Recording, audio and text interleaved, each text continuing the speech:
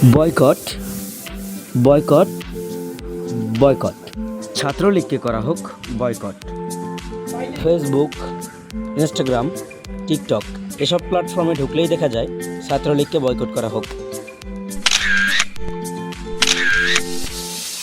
আজ কোঠা আন্দোলনকে কেন্দ্র করে ছাত্রলীগের নেতারা হামলা করে শিক্ষার্থীদের উপর। জানা যায় 3 জন শিক্ষার্থী নিহত হয় ছাত্রলীগের আঘাতে। এই নিয়ে একটা ভয়েস রেকর্ড আপলোড হয়েছিল ফেসবুকে এবং সেটি ভাইরাল। আজকে যে পরিস্থিতি হয়েছে ক্যাম্পাসে, অ্যাটলিস্ট আপনারা যদি কেউ দেখতেন, বিশ্বাস করেন আপনারা সারা জীবনের জন্য এই ছাত্রলীগ জিনিসটাকে যে কি পরিমাণ ঘৃণা করতেন বা ভয় পাইতেন আপনারা জানেন না। এরা আমাদের সামনে রড দিয়ে পিটায়, ছেলেগুলারে রড দিয়ে পিটায় একদম আধা মরা করে ফেলছে। তারা এসে আমাদের পেছনে লুকাইছে, আমাদের বোরকার পেছনে, আমাদের ওড়নার পেছনে লুকায় বলে, আপু আমাদের একটু লুকায় রাখেন, আমাদের ওরা মাইরা ফেলবে, আমাদের বাঁচান আপু বাঁচান। আমরা তাদের ওড়না দিয়ে বোরকা দিয়ে লুকায় রাখছি, সেইখান থেকে আমাদের ধাক্কা দিয়ে ফেলে দিয়ে তাদের বের করে আমার মাথায় রড দিয়ে মারছে, এমন অবস্থা। এবং তারা আমাদের ক্যাম্পাসে পরিচিত মুখ, আমরা চিনি তাদের, তারা এই অবস্থা করছে, রাস্তায় একদম শোয়াই ফেলছে। আমাদের হলে মেয়েদের বুকে বড় বড় যে আসতো ইট, এই ইটগুলো বুকে ফেঁকে দিচ্ছে, মানে একদম পুরো বুকে লাগছে, এরকম জামা কাপড় ছিঁড়ে ফেলছে, এত বাজে অবস্থা।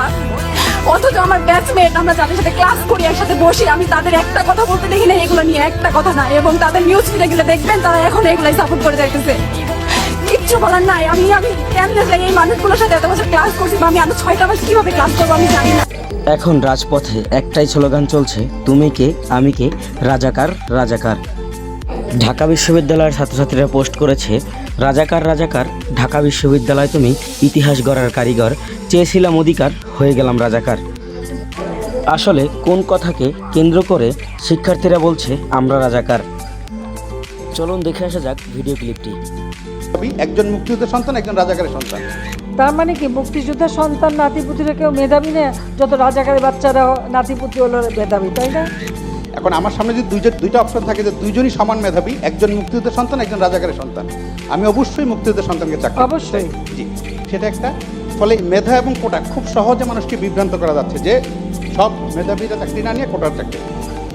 তার মানে কি মুক্তিযোদ্ধার সন্তান নাতিপুতিরা কেউ মেধাবী না, যত রাজাকারের বাচ্চারা নাতিপুতি হলো মেধাবী, তাই না? কিন্তু এটা ভুলে গেলে চলবে না যে যাদেরকে মেধাবী না বলছে তাদের হাতে কিন্তু ওরা পরাজিত।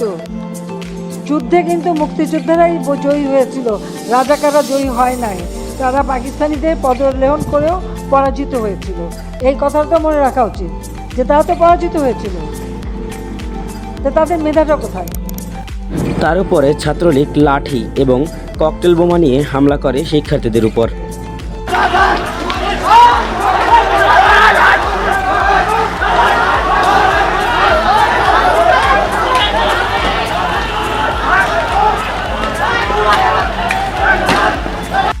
আমার সর্বশেষ কথা হচ্ছে, অনেক কিছুই বয়কট করেছি, এবার সঠিক জিনিস বয়কট করার আছে।